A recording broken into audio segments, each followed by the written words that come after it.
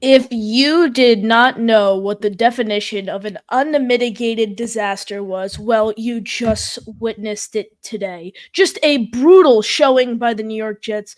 They fall to 2-2 now on the season following a 10-9 loss to the Denver Broncos. Welcome in everyone to a post-game edition of Flight Talk with Connor alongside Brandon Pockris. I am your host, Connor Long, and Brandon, just a terrible game overall. It's just disgusting, really. Just a really, really poor showing overall from the Jets. Fall 10-9, couldn't even get in the double digits in regards to points. Brandon, what are your just initial thoughts on the game so far? Just unmitigated disaster. I mean, there's so many there's so many things that I could dive into, that you could dive into, that we could dive into, but the simple matter of fact is that you can't lose this game. This is a game you cannot lose. Look at the upcoming schedule. It looks one way coming into the season, right? You got a tough Minnesota Vikings team that looks like arguably one of, if not the best team in football, right? You got Mm-hmm. the Steelers coming up. You got the Buffalo Bills coming up. You got a lot of tough AFC opponents, NFC opponents, however you want to slice it. This is the stretch where you have to win the games. This is the stretch where you prove that you're a contender. Look, I get it, right? The weather's bad. Everything isn't perfect. This is football. Like Exactly. everything isn't going to be perfect. The weather conditions aren't the reason why the offensive line's getting just absolutely blown to smithereens on every run play for the majority of the game. Why And they the can't pick up a blitz. Why the passing attack is just stymied. Aaron Rodgers, we'll probably get into this. He wasn't great either. And then you look on the defensive side of the ball. What happened to the running defense in the second half? Just completely fell apart. The communication is awful. And then the biggest thing, and this is the biggest thing, the discipline and the preparation was horrible. Absolutely horrible. Everyone talks, right? Aaron Rodgers is going to make this thing different. The veterans on this team are going to make this thing different. Salah is going to be different, right? I believe that because I thought, the short week, okay, things are changing now. This is a different type of team. No, this is the same bad coaching staff. This is the same bad offensive play calling. This is the same unpreparedness and sloppiness that we have seen in 21, 22, and 23. When it counts and when they really need wins, this team falls up short time in, time out, time in, and time out over and over and over and over again. It's just frankly unacceptable. Brandon, you mentioned being unprepared, and we were talking a little off air before the show started. Robert Saleh. Is there any chance he gets fired midway through the season? Because I know I said off air with you, there is no reason he should be here Monday morning. The one game, the thing is, right, in a vacuum, they're not going to do that. They're not going to just fire Saleh while they're 2-2.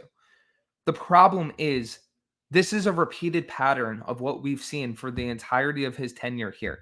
The conservativeness with the play calling, the lack of preparation with just everything team-wise.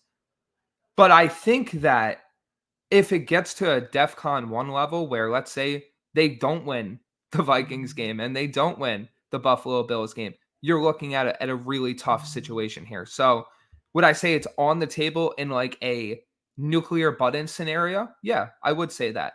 But outside of that, I just don't think that they're going to pull the trigger because that's not something this organization does. Sorry, I was on mute there. Didn't know what happened. Kind of a glitch in the audio, but I do understand. After the Jets Week 1 loss, Connor Hughes of SNY, he came out and said the Johnson family does not believe in making in-season coaching changes, and I understand they probably wouldn't pull the trigger if they were 4 games into the season while the team is at 500, but still, it's not great to see. Awful start to the season when you really think about it. Now you're 500 going into a stretch of games where all 3 teams are currently 3-0 in terms of in regards to the Minnesota Vikings. Buffalo Bills and Pittsburgh Steelers. So this was, I said it before on my pregame show earlier. This was a must-win game, and I think this is a game, Brandon. When the schedule came out, fans circled it as an easy win, an easy victory of that. However, I was one of several fans who panicked last week when the Denver Broncos beat the Tampa Bay Buccaneers in a dominant fashion. They carried that momentum into today at MetLife Stadium, and they beat the Jets by a score of 10-9. Now we're going to get into the nitty-gritties of the game, what we saw, the statistics. Brendan, I'm going to start off with the run game. Breece Hall, I think this was his worst game in the NFL. Really, I mean, the penalties, 2 false starts out of Hall, really struggled to get anything going. Recorded the drop in the receiving game. His final line on the ground was 10 catches for 4 yards, averaging 0.4 yards for carry. His number 2 running back on the Jets depth chart, rookie running back Braylon Allen, had a way better game. 8 carries for 34 yards. He didn't get in the end zone though. He was averaging 4.2 yards per carry. Brandon, between Breece and Braylon, Braylon's really seemed to lead the charge these past 2 games. If you're Nathaniel Hackett, Robert Saleh, what are you telling Breece Hall right now? I'm just saying, probably in my eyes, like, just take a step back and focus, right? Just take a step back, just get back to your training, get back to getting downhill. Don't try to do too much, hit the hole and go from there, right? Breece has the talent. He has the upside to be one of the best running backs in the league. It just hasn't been there yet.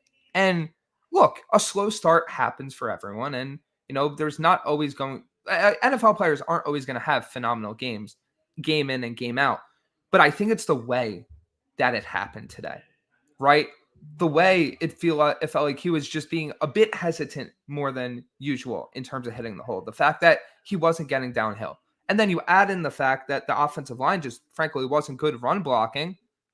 You have that type of result. Meanwhile, Braylon, the difference with him is that he was just getting downhill immediately, and he was just attacking the hole immediately and ensuring that there was no room for interpretation of trying to hesitate and read blocks. I think it can get situated, and I think it could get situated, but we just need to see it. And in terms of usage, why wasn't Braylon Allen used in that goal line series where Breece got those 2 carries? That could have flipped this entire game. Why wasn't Braylon used in a bunch of other short yardage scenarios, right? I'm not saying take Breece Hall's carries and slash them and make it a true 50-50 split, but you can use Breece more in these 3rd and longs in the pass game, whereas in the 3rd and shorts, bring Braylon on the field. Make that defense worry about the fact that you have a truck that basically runs downhill and can get 1 or 2 yards at will. It's just very confounding. It's very confounding and very confusing why the usage was like this today, right? You shouldn't be, as a coach in the NFL, so strict and direct with how you use player X and player Y. If you got the hot hand, you can still use Breece, but in terms of the situational stuff that each guy is good at, Breece is a much better passing down player. The short yardage needs to start going to Braylon. Absolutely. Before we keep it going, we have a $2 super chat here from Jericho. We do appreciate the $2. Ha ha ha ha ha. Takes breath. Ha ha ha ha ha. And then a Dolphins emoji. Jericho, all I have to say is we will see you in week 14, and hopefully the Jets, what I think they will sweep the Miami Dolphins in both week 14 and week 18. So you and Tyler Huntley can go, hopefully, in your eyes, hopefully collect a win today. But I did not see them collecting a victory as, they play Monday Night Football, the 7:30 game tomorrow night. So I hope the Dolphins do not collect a win, but we do appreciate the $2 super chat. And, I see you shaking your head there, Brandon. And I completely agree. That was kind of the morale of what I was thinking during today's game. And what you said about Breece and Braylon, I completely agree. We saw that first, goal line stand there. We had Breece Hall in on all 3 downs. We even, we saw the Solomon Thomas package again. We did see him at fullback. He even, rolled out and played kind of like a tight end role on a play action pass. But still, no Braylon Allen in the red zone early in the game, which I was not a fan of. But keeping it going, we're going to move over to the receivers. Mike frickin' Williams, 4 catches for 67 yards. We see him, the first 2 weeks of the season, still on that first 3 weeks, he was still on that snap count. We didn't see too much of him, but what we did see out of him were those deep contested catch balls. Kept it going in that theme with, getting deep balls down the field. Like I said, he had 4 catches for 67 yards, an average of 16.8 yards per catch. How do you expect Williams to kind of, take over in an increased role in this offense? And what were your thoughts on his performance today? Before I get to that, the reason I was shaking my head is Robert Sala's quote on not giving Braylon Allen looks at the 1-yard line was definitely something we can look at. So that probably will tie into something we talk about in a little bit. Yep, I just got that notification from Twitter. Yep. In terms of Mike Williams, I don't necessarily know what to say because it just kind of feels like a lot of the passing game for the majority of this season, right? Like you got your spurts of things work really well, right? Like you got the Patriots game where you had those drives that worked really well, and you had the Tennessee drives, and you had that 149ers drive. It just feels like a lot of it's been disjointed. It feels like a lot of the passing game has not been this consistent thing that you would like to see when you have the talent that you do, right? In theory, you want Mike Williams to be what he was today. Your downfield contested catch guy that is going to turn those 50-50 balls into more of a 60-40 split, that he's going to get those contested catches and keep drives moving. Whereas, for example, when you're throwing that ball to Xavier Gibson, it's not, you don't have those odds. I just need to see the offense be a bit more consistent and really get into a rhythm and really figure out some key things of player usage because, it is very interesting that Mike Williams and obviously he's come back from an injury, but how he isn't used in more key situations. You could extend that even further. How Garrett Wilson, the way he's schemed up and the way they're throwing the ball to him or lack of throwing the ball to him, how that's happening. How Brees, he showed the receiving prowess in the Tennessee game with that leaping catch. Where has that gone? There hasn't really been anything schemed up for him like that in the past few games. So I have the idea. I think most people have the idea of how Williams should be used and how that should happen. It's just a matter of, is it going to happen? Yeah, absolutely. Speaking of consistency, Alan Lazard is someone who's been consistent. We did see him pick up a really poor unsportsmanlike conduct penalty earlier in the game, but he did have 5 catches for 58 yards, averaging 11.6 yards per catch. What were your thoughts on Lazard's performance? And is the drought that we saw from him last season, is that kind of over, and has he embarked on a new chapter? It seems like he's the best weapon on the team, which is kind of crazy if you really think about it, because this is a guy that was so bad in a lot of different capacities last year. And look, I get it. He had some penalties, but I feel like penalties are more of this overarching issue when it comes to the Jets than really just blamed on one player. It seems like Lazard's consistently the only guy that knows what Rodgers is thinking. It seems like him and Williams are the only ones that have consistently made the deep catches down the field. It seems like Lazard is consistently being the person that is, in lockstep with the quarterback, which is shocking considering what we saw in training camp and considering what we saw throughout the summer. But it's just the truth right now. Look at how many miscommunications Aaron Rodgers has had between Garrett Wilson, between Xavier Gibson, Tyler Conklin. Go down the list. It's happening with a bunch of guys. So I think that Lazard, I personally saw him as this situational third and long, red zone type player. He's going to have to take on a big role until this offense just gets through the issues, the communication issues, just working out the kinks, everything in general that they need to work out. Absolutely. I mean, Alan Lazard is someone who, like I said, he had that really rough season last year without Aaron Rodgers, but he's been turning into a weapon for the Jets offense. And if you just looked at his performance last year and you said he was turning into a weapon this year, you'd call that person crazy who was telling you he's turning into a weapon, but he really is. And that's something really interesting to see. But Garrett Wilson, He was shadowed by Patrick Surtain all day today. He recorded 5 catches for 41 yards. How do you think he matched up against Pat Surtain today? I think he did what he could. I wouldn't say, I'm not going to lie and say, oh, Garrett Wilson did great today. No, he didn't do great today, but most players don't do great against Patrick Surtain. It's more of I'm very intrigued in how and why Garrett Wilson has been used the way he has. Because some of the Jets' best performances last year were when they were scheming up things for Garrett Wilson and just finding a way to get him the football. And I get it. You have a bit more utilization of other weapons this season between Lazard and Mike Williams and Tyler Conklin and Jeremy Ruckert and Brees and Braylon. But if he is this guy that everyone is hyping him up to be, and I personally think he's a great wide receiver, you need to find a way to get him the ball more consistently. You need to, look at the defense, be like, hey, how can we find a way to scheme him open? Can we use a rubber out? Can we use a natural pick to just give him an open flat and allow him to make a play?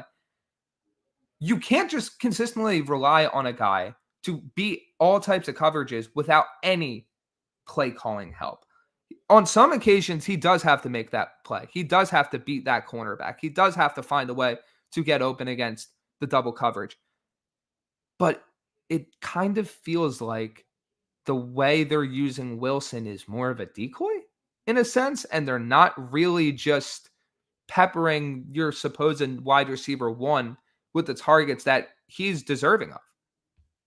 And I don't necessarily disagree with your statement there about Wilson, Brandon, because the first 3 weeks of the season, not counting today, we really didn't see much of Wilson. And those, he had tough matchups. Obviously, the first 3 weeks of the season, obviously, just again today against Pat Surtain. But first 3 weeks of the season, he had to line up against Travarius Ward, L'Jarius Sneed, Christian Gonzalez, and now Pat Surtain. So it was interesting. Now, week 4 of the season, entering week 5 now, following today's loss, still isn't much of a vocal point on the offense. When is that connection between Rodgers and Wilson, when does that form is the massive question that I think a lot of fans are trying to solve. One more thing before we move over to the Jets' defensive performance today, the tight ends. We saw not Tyler Conklin, Jeremy Ruckert, first half of the game. He had 2 receptions for 10 yards, non-existent in the second half. He finished his day with 2 receptions for 10 yards, while Tyler Conklin, non-existent for the first half. He didn't collect a reception in the first half, finished his day 4 receptions for 17 yards. Rodgers has still not been able to utilize the tight ends in the capacity we know he can. When does that happen? And could you see the Jets maybe relying more on someone like Conklin or Ruckert as the season progresses? I think when it comes to the tight ends, it's more game plan dependent.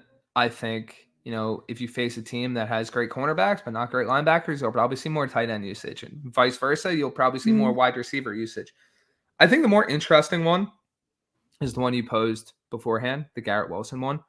You thought after the offseason that it was just going to flow right into the season. And for whatever reason, it's just not happening. The connection just isn't happening just yet. So I want to say it's going to happen in the next week. Minnesota doesn't have necessarily this lockdown, shutdown cornerback, but Brian Flores, he's the type of coordinator that will do a very good job of taking Garrett Wilson out of the game, right? After that, Joey Porter Jr. is a great cornerback. Like Sean McDermott's a great defensive court. Like, you were facing either good defenses or good cornerbacks for the majority of the season. So I think it truly comes down to, when is that going to happen? I don't know. But it really comes down to they have to just keep peppering it and keep working at it. And guess what? There's a possibility that it doesn't become the connection everyone thinks it should be. There's a possibility that they never find their footing. Do I think they will eventually? Yes. But there is a distinct possibility that for whatever reason, whether it's Hackett or the way Rodgers is running the offense, Garrett Wilson never gains his footing.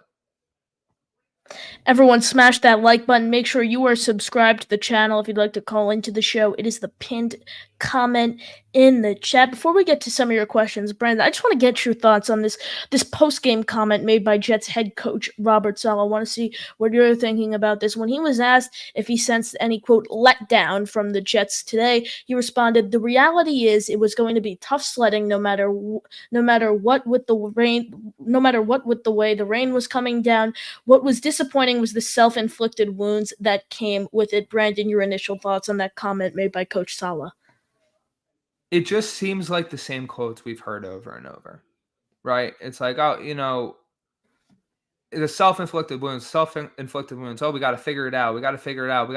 It's every game. They haven't figured it out for what, 3-4 years at this point. It's been the 13 same years, pattern, really. but just under Saleh. Like Yeah. it's been the same thing over and over again. At what point does it just become reality that this is how things are going to be? At what point does it become reality that the Jets regime under Robert Saleh just has a discipline problem, right? At a certain point, when does it become reality that this team cannot overcome the circumstances that are tossed in their direction?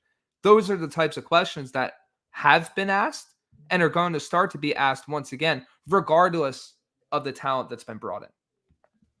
Absolutely. Let's get to some of your comments in the chat. Chris Cortez, this was just a disgusting showing by this team. Outcoached yet again, outplayed, could not even get a touchdown. Reminded me of last year. Lots of penalties that killed us and poor decisions. Chris, we're all with you there. Completely understand and agree. Clancy, penalties were awful and offense was bland as ever for the most part, but still 50-yard field goals are made most of the time. The 3 days shake my head. Maybe we needed a few more yards there on that last third down. Brian, before we keep it going with the questions, Clancy mentions the Greg the Leg missed field goal there. Were you expecting him to make that? I mean, the two kicks he made, kicks he made earlier in the game, barely snuck in, and I was like, 50 yards? Wow, they're really rolling the dice here. It looked good off his leg. When he released it, it looked good off his leg, and then it just hooked right. What were your thoughts on that kick, and were you expecting him to make it? I did expect him to make it, but this is also another thing, right? Okay, if now your kicking game isn't as secure, a lot of these decisions, just playing for field goals, like it all ties together.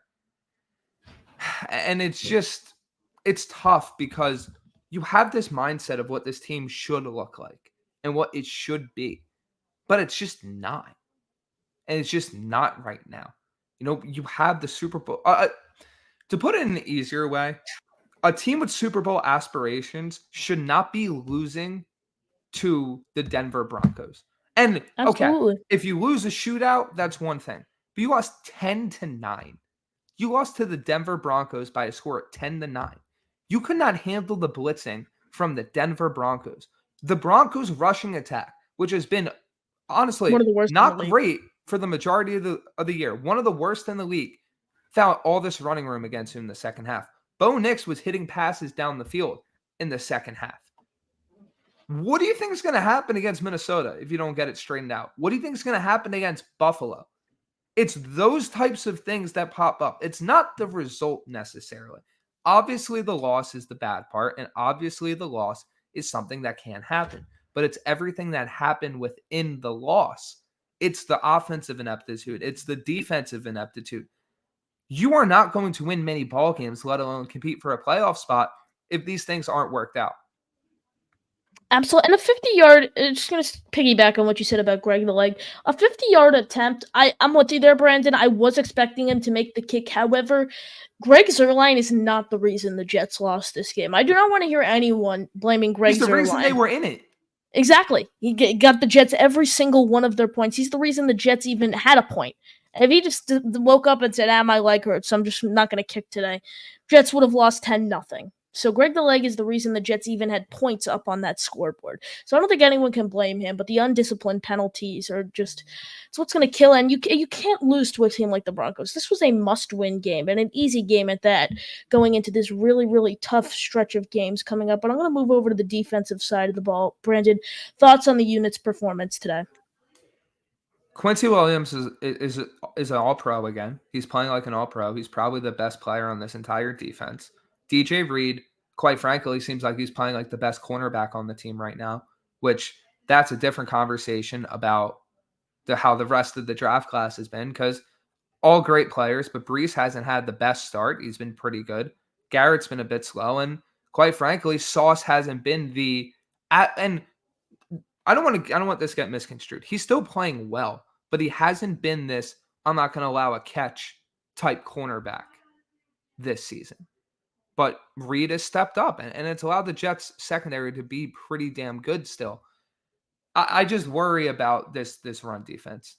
I really worry about how this specific unit is getting gashed, and there was only one game where they really didn't get gashed.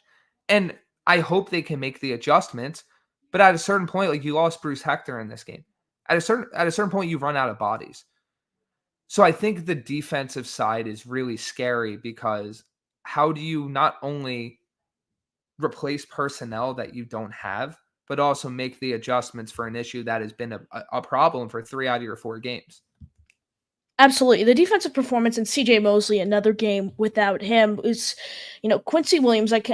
He's literally just the leader of this unit. What CJ Mosley has helped develop with Quincy Williams, along with obviously Jeff Ulbrich. He's just such a talented player. And, he goes down, and the Jets, hopefully, God forbid this never happens, but if he goes down, I mean, the Jets defense is basically shot. One of my biggest takeaways is the Jets need someone off the edge in this pass rush. The Jets pass rush was non-existent today.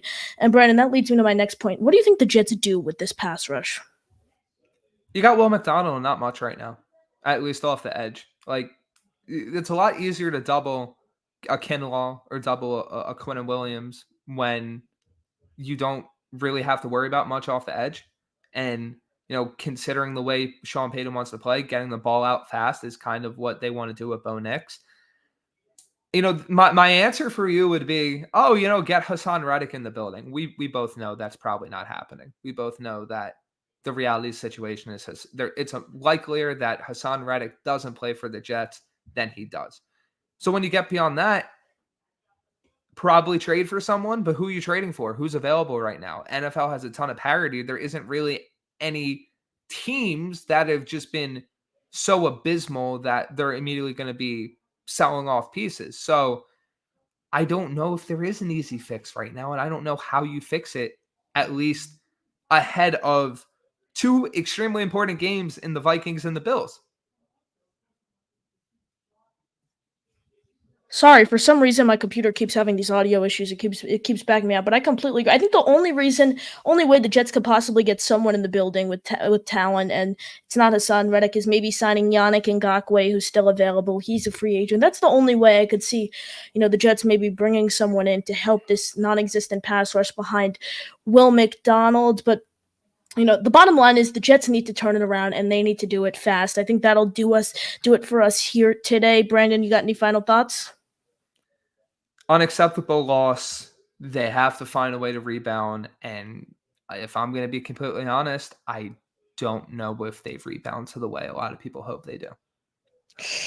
Definitely not what a Jet fan wants to hear, but you just have to call it like you see it. Everyone smash that like button. Make sure you are subscribed to the channel alongside Brandon Pockris. I am your host, Connor Long, signing off. JTS Jets, Jets, Jets.